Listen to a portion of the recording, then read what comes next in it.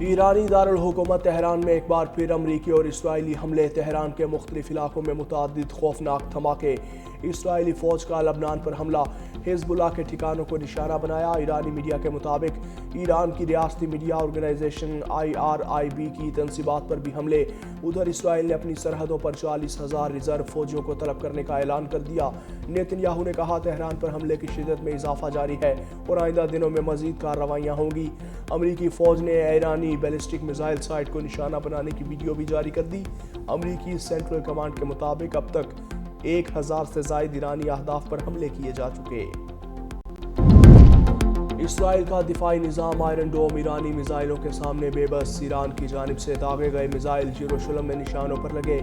خبر ایجنسی کے مطابق یروشلم میں خوفناک میزائل حملوں میں 6 صہیونی زخمی ہو گئے۔ اسرائیلی فوج کا کہنا ہے کہ ایران نے میزائل حملے کیے، دفاعی نظام نے میزائل روکنے کی کوشش کی۔ ادھر اسرائیلی شہر کریتونوں پر بھی ایرانی میزائل حملے۔ میزائل حملوں کے بعد علاقے میں آگ بھڑک اٹھی۔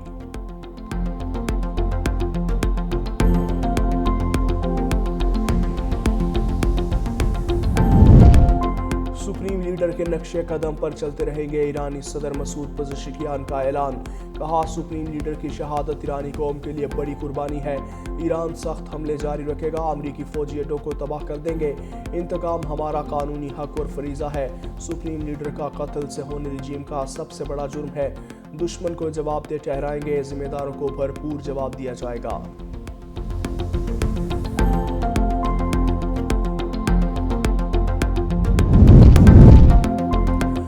اور امریکہ اور ایران جنگ کے اثرات پاکستان سٹاک ایکسچینج تک بھی پہنچ گئے۔ پاکستان سٹاک ایکسچینج شدید مندی کا شکار، 100 انڈیکس میں 15,071 پوائنٹس کی کمی۔ 100 انڈیکس 1,52,991 پوائنٹس کی سطح پر ٹریڈ کر رہا ہے۔ پاکستان سٹاک ایکسچینج میں ٹریڈنگ عارضی طور پر بند۔ صدر آصف علی زرداری کا آیت اللہ علی خامنائی اور ایرانی قیادت کی شہادت پر گہرے دکھ کا اظہار۔ کہا ایران کی حکومت اور عوام سے دلی تعزیت اور ہمدردی کا اظہار کرتے ہیں۔ پاکستان ایرانی قوم کے غم میں برابر کی شریک ہے۔ بلند پایہ رہنما اور دیگر شخصیات کی جہالت کا صدمہ مسلم دنیا میں شدت سے محسوس کیا جائے گا۔ وزیر اعظم شہباز شریف کا ایرانی عوام سے اظہار افسوس، مرحوم کے درجات کی بلندی کے لیے دعا۔ کہا حکومت پاکستان اور عوام غم کی اس گھڑی میں ایران کے عوام کے ساتھ کھڑے ہیں۔ اللہ تعالیٰ ایرانی عوام کو ناقابل اتلافی نقصان برداشت کرنے کا حوصلہ عطا فرمائے۔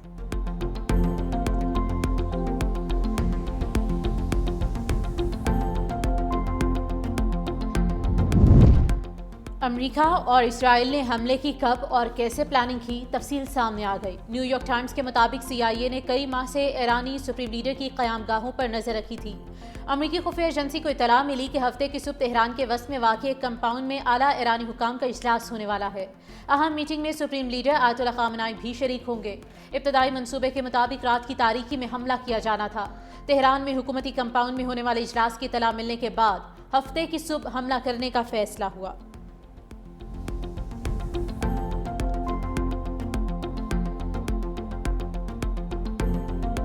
ایران کے 24 صوبوں پر امریکہ اور اسرائیل کے حملے سے صہیونی ریاست کا ایران پر ایک ہی دن میں 1200 میزائل گرانے کا دعویٰ۔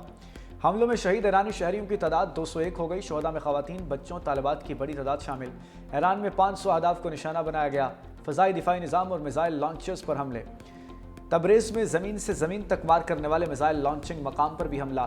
ایران کی جانب سے آبنائے ہرمز پر آمد و رفت بند۔ UAE اور عمان کے ساحل پر 100 کے قریب جہاز موجود۔ بحری ٹریفک شدید متاثر، جہاز گزرنے سے گریزاں۔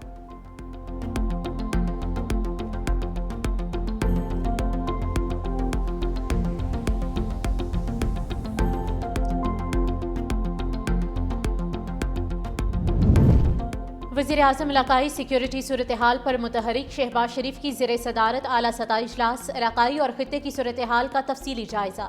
پاکستان کے خطے میں امن کے قیام کے لیے کردار اور مختلف اقدامات پر غور۔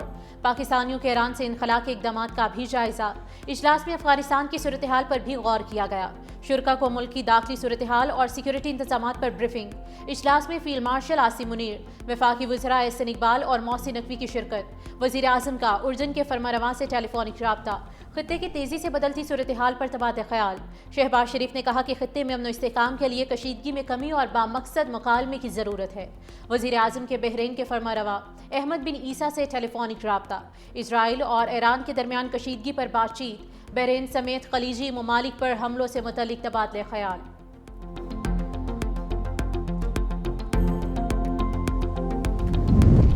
روسی صدر کا ایرانی ہم منصب مسعود پزشکیان کو تعزیتی خط۔ پیوٹن کا سپریم لیڈر خامنائی کی شہادت پر اظہار افسوس۔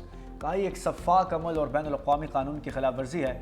ایرانی وزیر خارجہ عباس اراغچی سے ترک ہم منصب کا ٹیلی فونک رابطہ۔ خطے کی تازہ ترین صورتحال پر تبادلہ خیال۔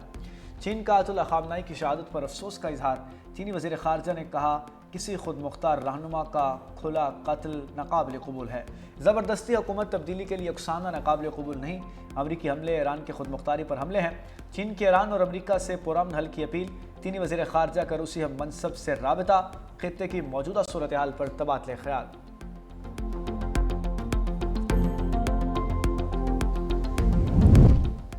پوپ لیو کا ایران کی کشیدہ صورتحال پر تشویش کا اظہار۔ مسیحیوں کے روحانی پیشوا کا جلد از جلد تشدد کے خاتمے کا مطالبہ۔ کہا سب کی بھلائی اور سفارتکاری کو فروغ دیں۔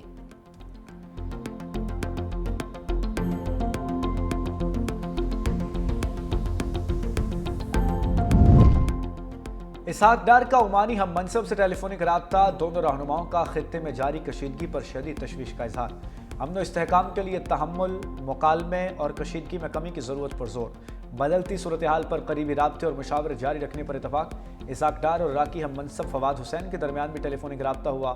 خطے میں تبدیل ہونے والی صورتحال پر تبادلہ خیال۔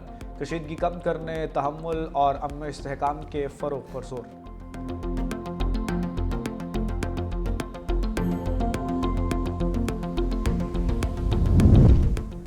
آیت اللہ خامنائی کی شہادت، ملک بھر میں احتجاج اور مظاہرے۔ کراچی میں مشتعل افراد کا امریکی قونصل خانے کے قریب احتجاج۔ پولیس کے مظاہرین کو منتشر کرنے کے لیے شیلنگ۔ عیدی حکام کے مطابق فائرنگ سے 6 افراد جان سے گئے۔ ایران کے سپریم لیڈر کی غائبانہ نماز جنازہ ادا۔ جماعت اسلامی کے تحت نماز جنازہ میں ہزاروں افراد کی شرکت۔ اسلام آباد میں سرینا چوک پر مظاہرین کا احتجاج۔ پولیس کی جانب سے مظاہرین کو منتشر کرنے کے لیے شیلنگ کی گئی۔ لاہور میں امریکی قونصل خانے کے باہر احتجاجی دھرنا۔ مظاہرین کی امریکہ اور اسرائیل کے خلاف شدید نعرے بازی۔